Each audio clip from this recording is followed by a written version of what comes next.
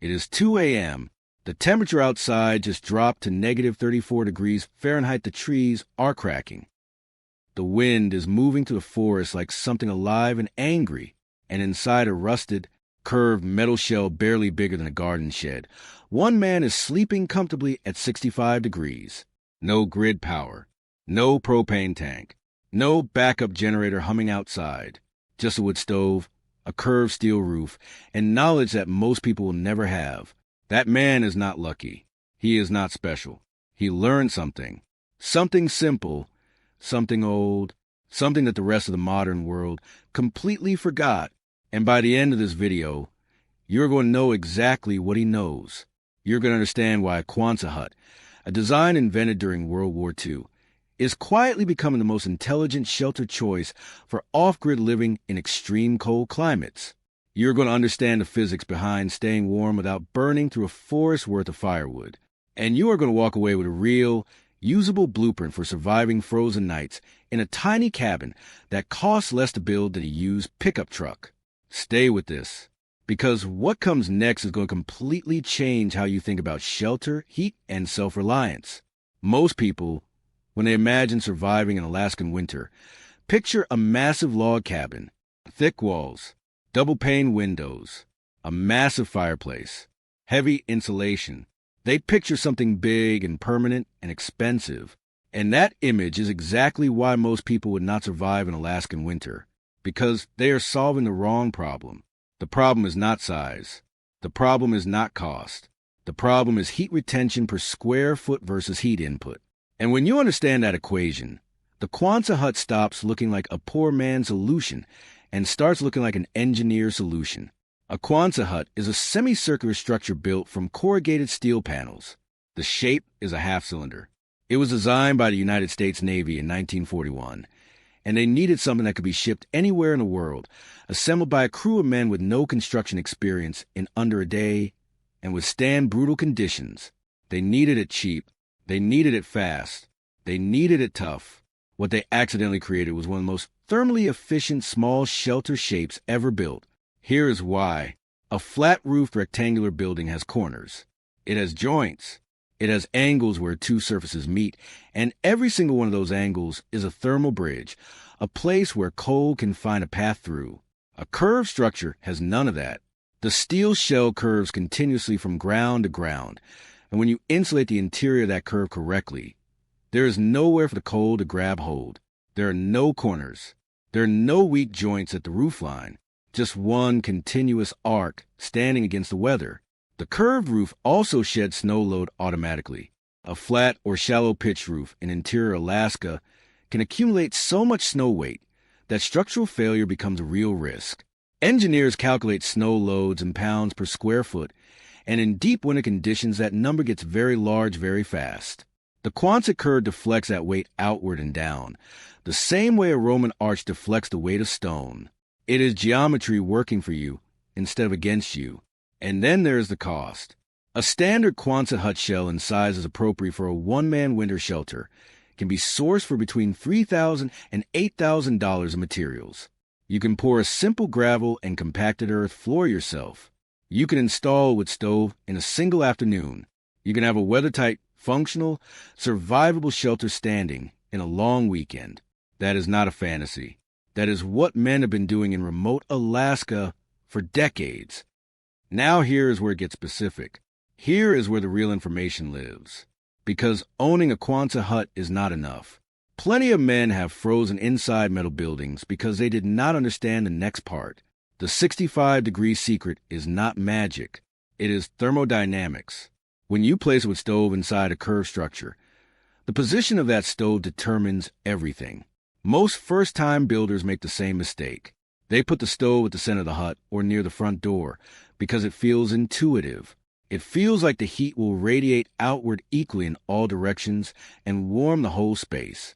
That logic is wrong. Wood heat does not primarily travel outward. It travels upward. Hot air rises. In a rectangular room, that hot air hits a flat ceiling and pools there, and you end up with a 6-inch layer of scalding air near the ceiling and cold feet on the floor. You burn with constantly chasing an equilibrium that a flat ceiling will never allow you to reach. Inside a Quonset hut, the curved ceiling changes everything. When you position the stove at the rear third of the structure, not the center, not the front, the rear third, the rising heat hits the curved ceiling at an angle. That curve redirects the hot air forward and downward. It creates a convection loop. Hot air rises at the back, rolls forward along the ceiling, descends toward the front of the hut, cools slightly, and then travels back along the floor toward the stove to be reheated. The entire interior of the shelter becomes a slow, continuous circulation of warm air. That loop is why 65 degrees is achievable and maintainable with a surprisingly small amount of wood. You are not fighting the geometry of the room. The geometry is working with you. Now add the floor. Most people build temporary shelters with bare earth or bare plywood floors. That is another critical mistake. The floor of your shelter is in direct contact with frozen ground, and frozen ground is an enormous heat sink. It will pull thermal energy out of your space constantly and silently. You will burn twice the wood and never understand where the heat went. The solution is thermal mass. Sand, gravel, flat stone, or poured concrete. Any dense material that can absorb heat slowly and release it slowly. During the hours when your stove is burning actively, the floor absorbs heat. During the night, when the fire drops low, the floor releases that stored heat back into the space. It is a passive battery. It costs almost nothing to build. It changes the overnight survival equation completely. A man sleeping in a Quonset hut with a thermal mass floor and correct stove positioning can bank his fire at midnight and wake up at 6 in the morning to a shelter that has only dropped 8 to 12 degrees. Without the thermal mass, that same fire drop results in a 20 to 30 degree temperature loss. The difference between waking up cold and waking up dead is not always a fire. Sometimes it is the floor beneath you. Now, let us talk about wood. Because no system survives without fuel, and the fuel math in Alaska is something every man planning a winter in the backcountry needs to understand before the first snow falls. Interior Alaska burns primarily two species, birch and white spruce. And the choice between them is not preference. It is strategy. Birch is the premier heating wood of the north. It is dense. It burns hot. It burns long. A cord of dry birch contains roughly 20 million BTUs of energy. It produces a clean, hot coal bed that sustains heat overnight. If you are banking a fire, packing the firebox tight with large splits before you sleep, closing the damper down to slow the burn, birch is what you want in that box. White spruce burns faster and at a slightly lower temperature. It produces more creosote than birch, which means chimney maintenance becomes more important if you rely on it heavily. But spruce is everywhere in the Alaskan interior. It is easy to find, easy to split, and in a survival or emergency context, it will absolutely keep you alive. Use birch for overnight burns and primary heat. Use spruce for quick fires, morning warm-up burns, and when birch is not available. For a small Quonset hut shelter, roughly 16 to 20 feet long, running through a full Alaskan winter from October through April, a well-managed stove with proper stove positioning and a thermal mass floor will consume between 4 and 6 cords of mixed hardwood. That sounds like a lot until you compare it to the propane cost of heating even a small conventional structure off-grid in the same climate. The firewood stack itself is part of the system, which stored carelessly under open sky in an Alaskan winter accumulates moisture from snow and freeze-thaw cycles. Wet wood burns inefficiently. It produces less heat per pound. It generates more smoke and creosote, and in extreme cold it can actually be impossible to sustain a fire with wood that has absorbed too much moisture. Stack your wood in a lean-to structure on the south-facing side of your shelter. South-facing means maximum sun exposure during the short winter days. Keep at least 2 rows of stacked wood between the weather and your burning supply. Always have a 3 to 4 day supply stored inside the shelter itself, where body heat and stove heat will dry it further before it goes into firebox. Never burn green wood as your primary fuel in winter. You are asking for a chimney fire, and a chimney fire in a remote Quonset hut in February is a death sentence. Here is something that almost nobody talks about in winter shelter videos, and it kills people every year in cold climates. Not the cold, not the lack of fuel, moisture. Look at those icicles hanging off the exterior of a well-run Quonset hut. Most people see them and think the shelter is failing. That heat is escaping to the walls and melting snow that refreezes on the way down. That reading is backwards. Icicles on the stovepipe area of a Quonset hut are actually a sign of correct ventilation. They indicate that moist, warm air is exiting the shelter through the intended pathway, hitting the cold exterior, and depositing its moisture there instead of inside the walls. The interior moisture problem in a small heated shelter is severe and underestimated. Every breath a man exhales contains water vapor. Every pot of water boiled for food or for drinking adds humidity to the air. In a sealed, airtight shelter, that moisture has nowhere to go. It condenses on the cold interior of the steel shell. It saturates any insulation touching the metal. It creates a freeze-thaw cycle inside your walls that destroys insulation, promotes mold, and in the case of organic insulation materials like cellulose or natural fiber bats, leads to complete structural degradation within a single season. The fix is a vapor barrier installed correctly and a deliberate ventilation strategy. The vapor barrier, typically a 6mm polyethylene sheet, goes on the warm side of the insulation between the living space and the insulation layer. This prevents humid interior air from reaching the cold steel and condensing inside the wall assembly. On the ventilation side, even at -40 degrees Fahrenheit, a small intentional gap, a cracked vent, a controlled air exchange at floor level, prevents moisture buildup inside the shelter. This sounds counterintuitive, letting in cold air to stay warm. But the logic is airtight if you allow the pun. A shelter with controlled ventilation stays dry. A dry shelter retains heat more efficiently than a damp one. A damp shelter loses its insulating value rapidly, requires more fuel, and eventually becomes unsafe. The cracked vent habit is not a comfort sacrifice. It is a survival practice. The overnight fire management protocol is where winter survival knowledge becomes granular and where the difference between an experienced man and an unprepared one becomes life or death. Banking a fire correctly is a skill.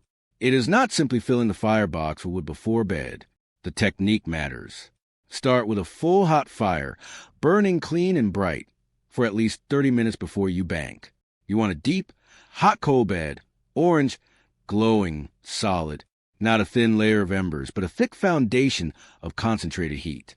On top of that coal bed, place your largest available splits of the densest wood you have. Birch rounds, split to the largest diameter your firebox will accept. Pack them tight. You want minimal air space between splits because you are not trying to encourage combustion. You are trying to slow it. Then close the primary air intake to its minimum setting. Leave the damper slightly open, never fully closed, because a fully closed damper on a wood stove can allow carbon monoxide to accumulate, and that is a quiet death in an enclosed shelter. A properly banked fire in a quality cast iron or steel stove with full load of dense hardwood will sustain viable heat output for 6 to 8 hours. In a small, well-insulated space with a thermal mass floor, that is enough to carry a sleeping man through the morning without the interior temperature dropping below survivable levels. Sleeping gear is your backup system, not your primary system. The stove is primary, but backup systems matter. A quality sleeping bag rated to -20 degrees Fahrenheit, combined with closed cell foam sleeping pad between your body and the floor, gives you a thermal reserve that can survive a fire that goes completely out overnight. This is your margin. Margins keep men alive. Emergency backup heat options in an Alaskan backcountry shelter should be physical and present, not theoretical. A military surplus white gas stove, a propane canister with a small burner head, a backup supply of fire starting materials, fat wood, petroleum-based fire starters, waterproof matches, stored in a location that does not depend on the primary fire being functional to access. If your stove goes cold in the night and you wake to a shelter at 10 degrees, you need to be able to start heat within minutes, not after a search through frozen gear. Water and food are the third pillar of the system. They receive less attention than shelter and heat, and that is a mistake. In Alaska in deep winter, water sources freeze. Rivers freeze solid. Streams disappear under layers of ice and snow. Your primary water source becomes snow itself, and melting snow for drinking water is an energy-intensive process that most people underestimate badly. It takes approximately 10 parts of snow by volume to produce 1 part of liquid water. Freshly fallen light snow is mostly air. dense, snow does better, but the ratio remains punishing. This means melting water consumes fuel and time at a rate that must be built into your daily resource calculations. Never eat snow directly. The thermal cost of melting snow inside your body using your core heat is physiologically significant in cold conditions. Melt it first. Drink it warm if possible. The outdoor environment in deep Alaskan winter is a natural freezer operating well below any mechanical refrigeration system available. Cooked food, raw meat, fats, anything that would otherwise require refrigeration can be stored outside the shelter in a secure container. Secured against ravens, against wolves, against the various animals that remain active through winter and are always looking for an easy calorie source. The temperature management is automatic. Nature handles it. What you manage is protection from wildlife and from wind-driven snow that can bury and obscure your supply cache. Caloric density is the food selection principle in extreme cold. Your body burns dramatically more calories in sustained cold than at moderate temperatures. The thermogenic process of maintaining core body temperature in a sub-zero environment can increase caloric expenditure by 30 to 50% above normal baseline needs. Lean proteins alone are not sufficient. Fats, animal fats specifically, are the most calorie-dense fuel available and have been the cornerstone of northern indigenous diets for thousands of years for this precise physiological reason. Render bear fat, moose tallow, salmon oil, lard. These are survival foods in the truest sense. They are not indulgences. They are fuel with the highest energy density per ounce available from natural sources. Simple meals built around fats, complex carbohydrates, and protein sustain the body's heat generation system. Oats cooked in animal fat, dried meat with rendered tallow, dense whole grain bread. These are not glamorous. They are effective. Effectiveness is what matters when the temperature is 40 below and the nearest grocery store is 3 hours away by snowmobile on a good day. There is something that happens to a man who masters this kind of living. Something that no amount of money, no convenience, no modern comfort has ever been able to replicate. He stops being afraid of the cold. He stops being afraid of the dark. He stops orienting his entire existence around the assumption that civilization's infrastructure will always be there to protect him. He becomes competent. Actually, genuinely, deeply competent. And competence in the face of real danger produces a kind of calm that nothing else in modern life can manufacture. The Quonset hut is not a statement about poverty. It is not desperation. It is a choice made by men who understand that the most sophisticated survival system is the one with the fewest points of failure. No electrical grid to go down. No propane supplier to run out. No heating oil truck that cannot reach a remote road in February. Just a curved steel shell, a cast iron stove, a stack of wood, and knowledge. The man standing outside that hut in the photograph.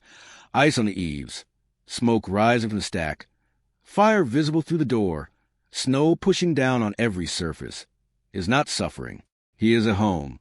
He is warm.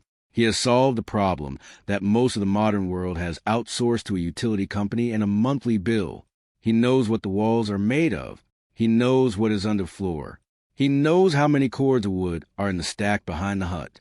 He knows exactly what time he needs to add fuel to carry through the night. He knows the wind direction and what it means for the stove draft. He knows all of this not because he read about it, but because he built it himself and has lived in it through conditions that would hospitalize an unprepared man within 48 hours. That knowledge is available. It is not secret. It is not gatekept. It has been passed down by men in cold climates for generations, and most of it has simply been forgotten because central heating and thermostat controls made it unnecessary until they don't work anymore. The question is not whether you will ever need this knowledge. The question is whether you will have it before the night comes when you do. If you lost power tonight, not for an hour, not for a day, but for 2 solid weeks in the middle of February, what would you do? Where would you go? How would you stay warm? Drop your answer in the comments, because the men watching this video right now are exactly the men who think about that question seriously, and their answers are worth reading. Stay hard, stay warm, and build something that lasts.